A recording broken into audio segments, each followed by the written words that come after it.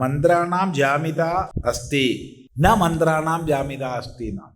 ഒരു ന കൂട്ടിച്ചേർക്കണം. മന്ത്രങ്ങൾക്ക് യാതൊരു ലജ്ജയും ഇല്ല. ദയവായി ഒന്ന് വിശദീകരിച്ചു തരുമോ?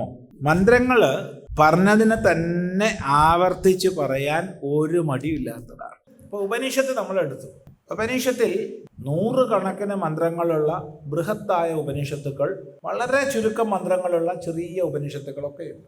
ഇനി ഔപനിഷദമായ സിദ്ധാന്തത്തെ ഉപദേശിക്കുന്ന മറ്റ് ആചാര്യോപദേശങ്ങൾ, ഭഗവത്ഗീത തുടങ്ങിയവ, അനേകായിരം വേദാന്ത പ്രകരണങ്ങൾ, ഇതൊക്കെ ശ്രദ്ധിച്ചാൽ ഭൂരിഭാഗവും ആവർത്തനം തന്നെയാണ്. പറഞ്ഞത് തന്നെ പറയുക, പറഞ്ഞത് പല ഭാഷകളിൽ പറയുക, പല ദൃഷ്ടാന്തങ്ങൾ ഉപയോഗിച്ച് പറയുക. ഇപ്പം പറഞ്ഞത് തന്നെ പറയാൻ നമുക്ക് ലജ്ജ ഉണ്ടാവും സാധാരണ, ഇല്ലേ?